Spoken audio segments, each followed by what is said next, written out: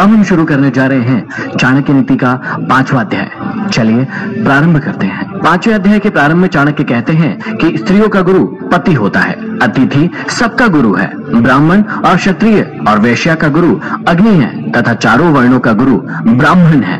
आगे समझाते हैं कि जिस प्रकार खींचने, काटने, आग में तापने, पीटने इन चारों उपायों से सोने की परख की जाती है, वैसे ही त्याग, शील, गुण और कर्म इन चारों से मनुष्य की पहचान होती है। भय से तभी तक डरना चाहिए जब तक भय आए नहीं। आए हुए भय को देखकर निशंक होकर प्रहार करना चाहिए, अर्थात उस भय की परवाह कभी नहीं करना चाहिए। एक ही माता के पेट से और एक ही नक्षत्र में जन्म लेने वाली संतान समान गुण और शील वाली नहीं होती है, जैसे बेर के कांटे। सभी बच्चों का स्वभाव अलग अलग होता है, भले ही वे जुड़वा पैदा हो। बेर के पेड़ पर फल भी लगते हैं और कांटे भी। यह ईश्वर की विचित्र लीला है, जिसे समझना सरल नहीं। जिसका जिस वस्तु से लगाव नहीं है, उस वस्तु का वह अधिकारी नहीं है। यदि कोई व्यक्ति सौंदर्य प्रेमी नहीं होता तो श्रृंगार शोभा के प्रति उसकी आसक्ति नहीं होती है।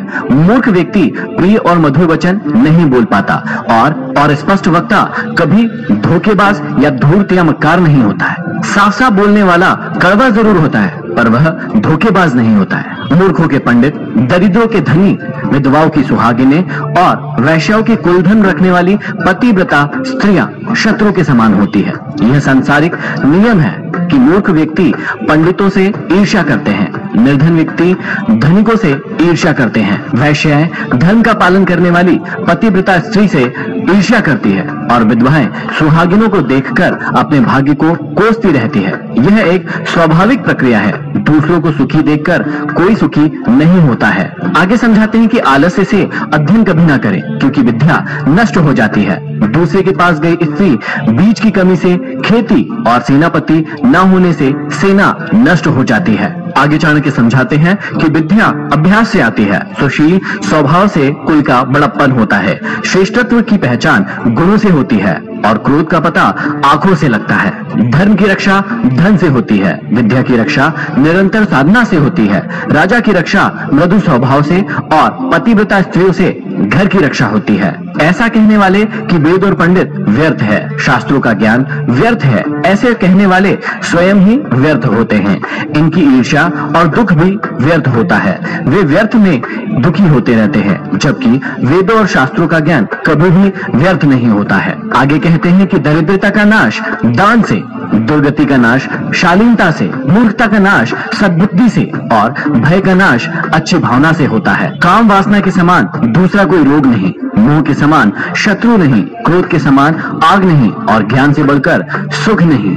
मनुष्य अकेला ही जन्म लेता है और अकेला ही मरता है। वह अकेला ही अपने अच्छे और बुरे कर्म को भोगता है। वह अकेला ही नरक में जाता है और परम पद को पाता है। ब्रह्म ज्ञानी की दृष्टि में स्वर्ग तिनके के समान है, शूरवीरों की दृष्टि में जीवन तिनकों के समान है, इंद्रजीत के लिए स्त्री तिनके के समान है और जिसे किसी भी वस्तु की कामना नहीं है, उसकी दृष्टि में यह सारा संसार तिनके के समान है। उसे सारा संसार क्षणभंगुर दिखाई देता है, वह तत्वज्ञानी हो जाता है। विदेश में विद्या ही मित्र होती है, घर में पत्नी ही मित्र होती है, रोगियों के लिए औषधि मित्र है और मरते हुए व्यक्ति का मित्र धर्म होता है, अर्थात उसके सत्कर्म होते हैं। इसलिए विद्या, पतिव्रता, विदुषी स्त्री, रोग के समय उचित औषधि और मृत्यु काल निकट आने पर व्यक्ति के सत्कर्म ही उसका साथ देते हैं। इसी प्रकार आगे समझाते हैं कि समुद्र में बरसात का होना व्यर्थ है, तृप्त व्यक्ति को भोजन कराना व्यर्थ है, धनिक को दान देना व्यर्थ है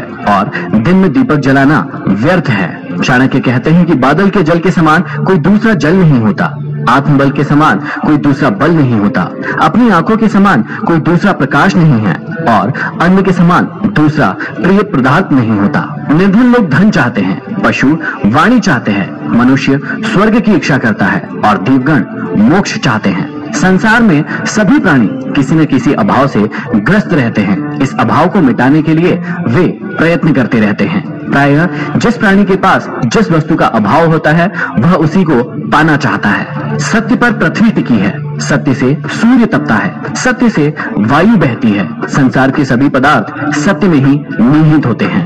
यहाँ सत्य की महत्ता का प्रतिपादन करते हुए आचार्य चाणक्य कहते हैं कि यह समस्त पृथ्वी, हवा की गति, सूर्य की तपिश और संपूर्ण ब्रह्मांड सत्य में ही समाया हुआ है। सत्य के द्वारा ही सारा ब्रह्मांड चलाया जाता है और कहा भी जाता है सत्यम शिवम सुंदरम, अर्थात सत्य ही सबसे बड़ा धर्म है, सत्य से बढ़कर कुछ भी नहीं है। लक्ष्मी अनित्य और अस्थिर है, प्राण भी अनित्य है और जीवन भी अनित्य है। इस चलते फिरते संसार में केवल धर्म ही स्थिर है। पुरुषों में नाई धूर्त होता है, पक्षियों में कौवा, पशुओं में गीधड़ और स्त्रियों में मालिन धूर्त होती है। ये चारों सदैव दूसरों के कार्य को बिगाड़ने वाले होते हैं। मनुष्य को जन्म देने वाला, यज्ञोपवीत संस्कार कराने वाला पुरोहित, विद्या देने वाला आचार्य, अन्न देने वाला, भय से मुक्ति दिलाने वाला अथवा रक्षा करने वाला, ये 5 पिता कहे गए हैं। अतः समाज में इन्हें पिता अर्थात पालन करने वाला उच्च स्थान दिया गया है। यहाँ पर समाप्त होता है 5वां अध्याय। अब हम बढ़ेंगे 6वें अध्याय की ओर। आप सुन रहे हैं कुकू एफएम।